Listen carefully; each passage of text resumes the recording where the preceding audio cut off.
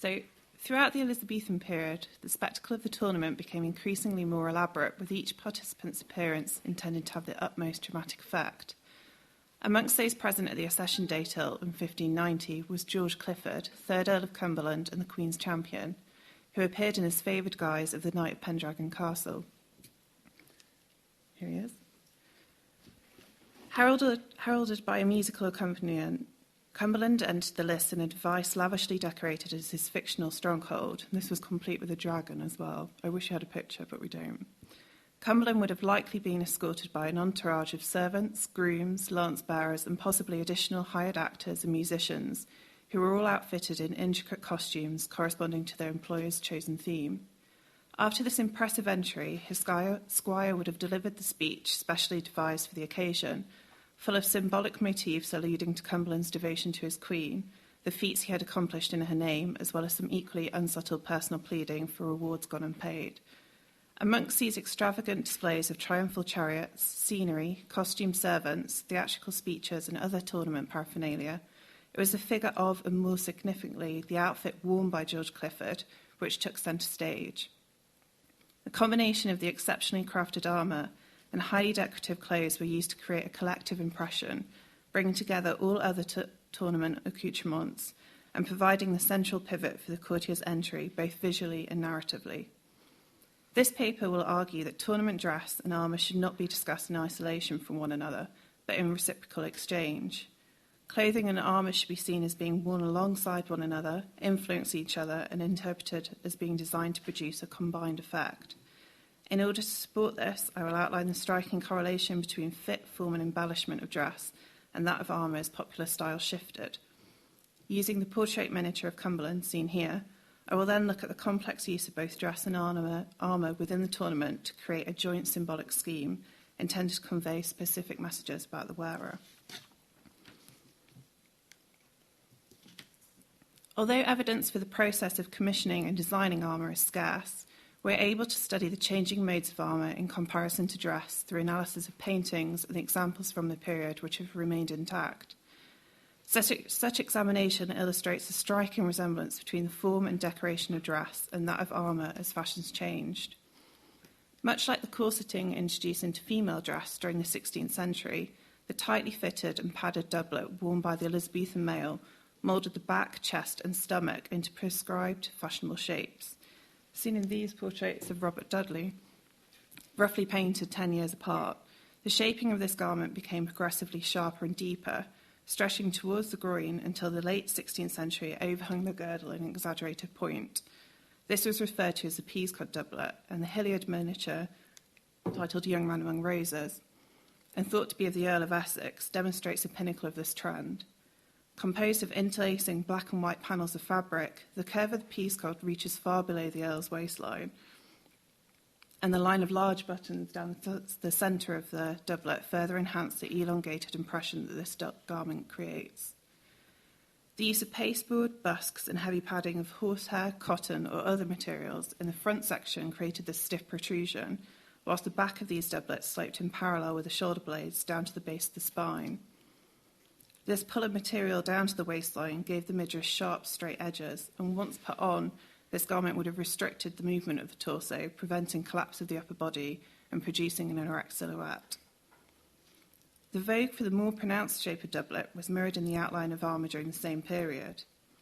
The cuirass gradually lengthened, and the waistline of the breastplate simultaneously extended into an acute point at the front, in stark contrast to the shape of the upper body during the early 16th century, which is more evenly distributed and regulated.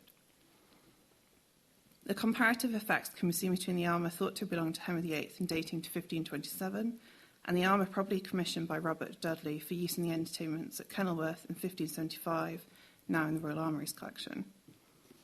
This peascod shape again can be seen in another Greenwich Workshops armour, belonging to George Clifford, Earl of Cumberland, and dating slightly later.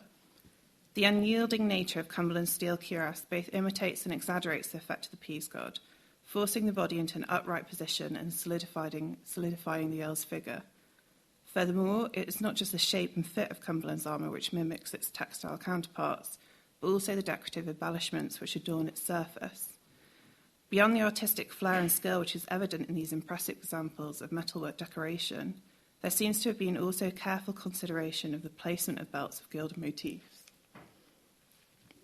These bands course dynamically along the entirety of the armour, channeling our gaze across the surface of the metal.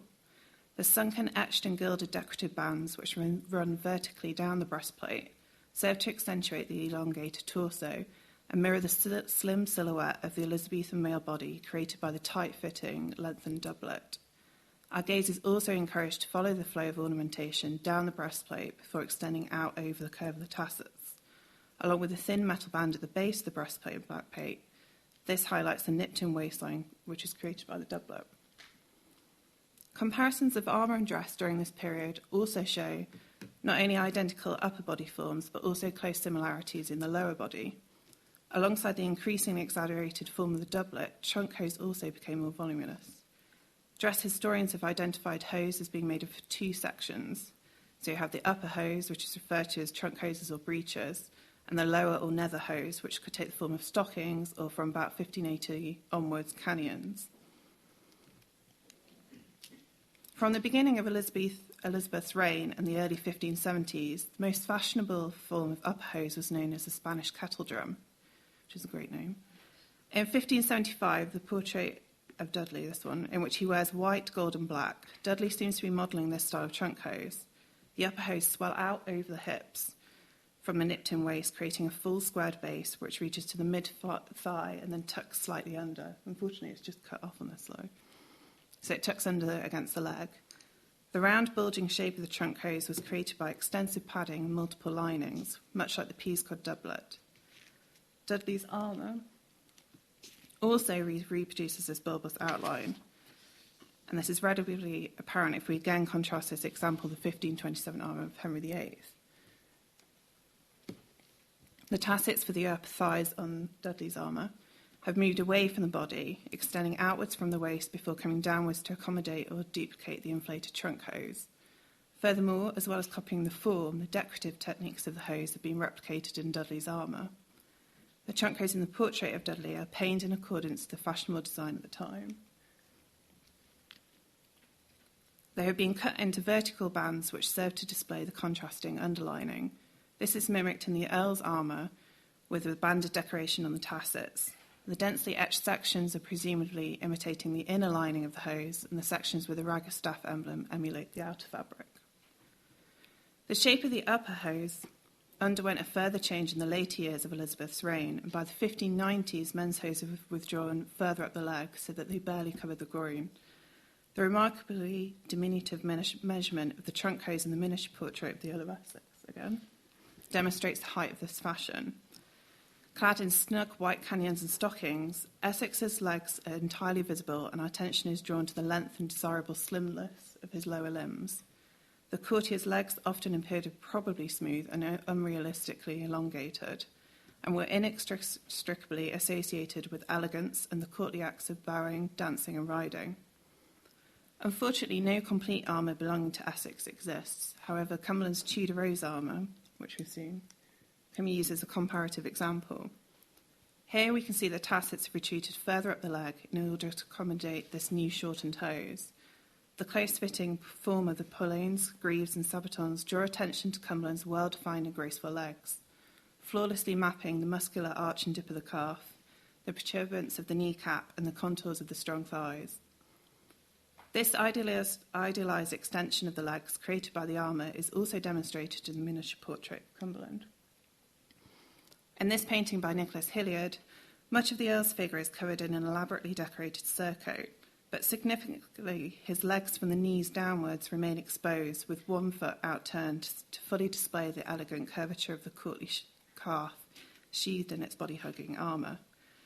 In fact, we can almost overlook the fact that the Earl's legs are covered in steel and not fabric, so far removed are they from the rigid connotations of the material used.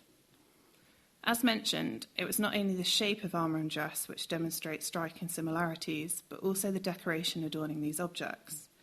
Etched ornamentation found on examples of early modern armour often imitated designs which were woven into and onto textiles at the time, and armour is often directly copied or revised designs in dress materials. So, for example, In the portrait painted of the Earl of Leicester's son, also called Robert Dudley, confusingly, the Earl's canyons closely imitate the decorative gilding found on the leg armour from this period. Unfortunately, I could only find a black and white colour of this, so you'll have to trust me. But the Earl's upper body is covered in black armour shaped like the peace cardigan, and his canyons are swathed in gold embroidery spreading over a black background material. So you can see here. This decorative pattern simulates the gilt etching and embossing found in leg armour of this period, making it hard to distinguish between what is fabric and what is metal. The distinction between dress and armour is further blurred when sections of armour are worn with everyday dress, which shares the same decoration. Giovanni Ambrogio Figini's portrait of Lucio Foppa clearly shows this interrelationship between armour and dress. The decorative motif covering Foppa's hose matches the etching of the breastplate, van braces, pauldrons and helmet, and is in inverted colours, so we have black and gold in the armour and gold and black in the trunk hose. This may lead us to question whether in some cases armour and clothing were intended to match, so were certain breastplates designed and made to be worn with certain hose. It does not seem unreasonable to suggest that this was indeed the case, and this idea can be taken further by arguing that the production of matching armour and dress created an extended garniture where pieces of armour could be interchanged with everyday garments to create a completed outfit. Thus, the distinction between armour and dress was not only blurred by outline and by decorative patterns, but also by the way in which armour and clothing were worn under, over and alongside one another. The similarities in form and decoration as outlined should not be read as a one-way dialogue, but rather as a mutual exchange. In the same manner, dress should not be relegated to the subsidiary role of accessory. The relationship between dress and armour was evidently more complex than this, and each individual item was of equal significance in creating a whole image intended to convey a specific message about the wearer. So to move on to the symbolism.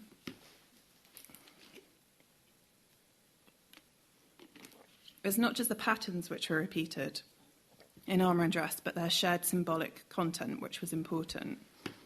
The ensembles worn by participants in Elizabethan tournaments particularly illustrate the collective impact of the use of emblematic devices in order to project sophisticated and complex messages unique to the wearer.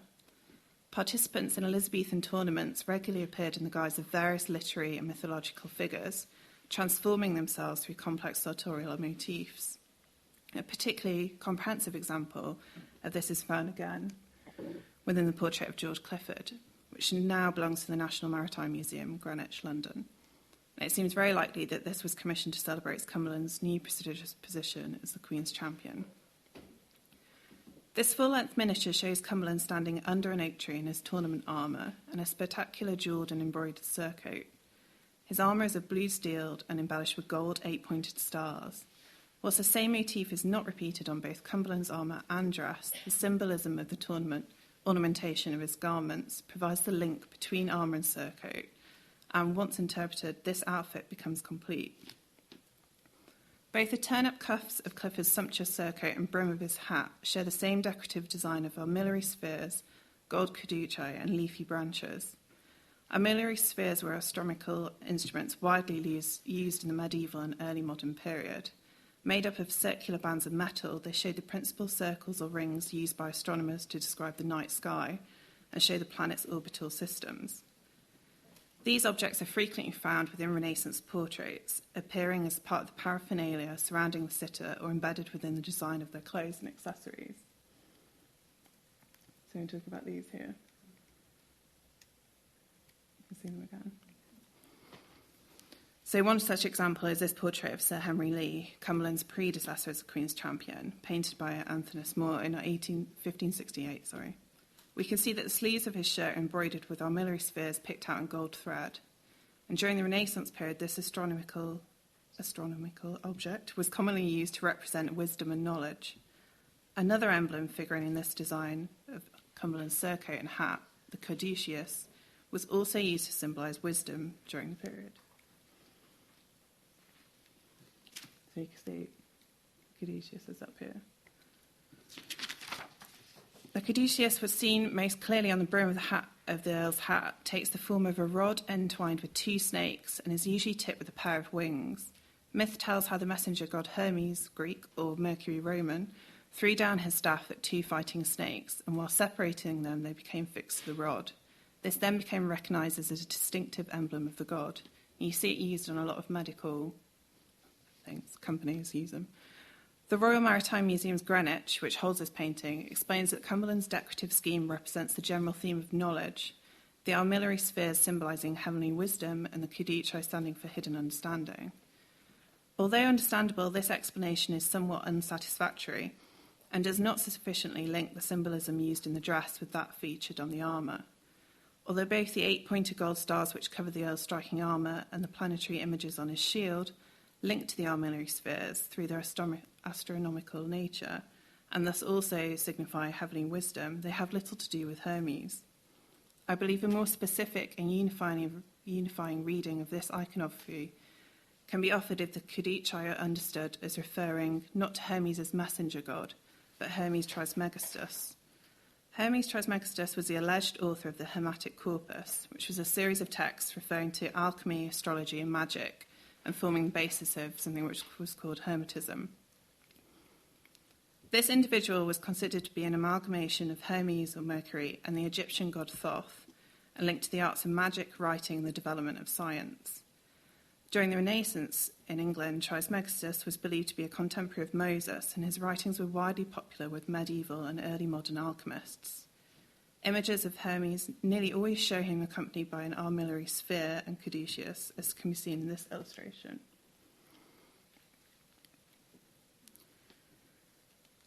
Hermes is depicted holding and contemplating an armillary sphere. So we have it up here. And the caduceus is lent at arm's reach against a pillar at its side here. Thus, Trismegistus is directly linked to both the armillary sphere and the caduceus, which feature in the iconography of Clifford's outfit. Through association with astronomy, the stars decorating the Earl's armour also fit into this reading, as do the celestial bodies painted onto his pasteboard shield, which we can see back here. Hanging in the nearby tree, Cumberland's shield, used only for display at tilts before being exhibited in the Whitehall Shield Gallery, is composed of a blue field with impressor of a planetary globe between a gold sunburst and a moon. Not only does this imagery relate to Hermes through basic links of astronomy, but it could also be a visual reference to the Hermetic concept of the three parts of the wisdom of the universe, which forms part of the writings. These three parts consist of alchemy, the operation of the sun, astrology, the operation of the moon, and thirdly, the operation of the stars. As a planet, the globe on the shield can technically be considered as a star, and therefore the sun, moon, and globe correspond to these three arts. Furthermore, the three parts of wisdom of the universe is thought to have been the reason behind Hermes' name. Trismegistus is widely accepted to mean thrice great.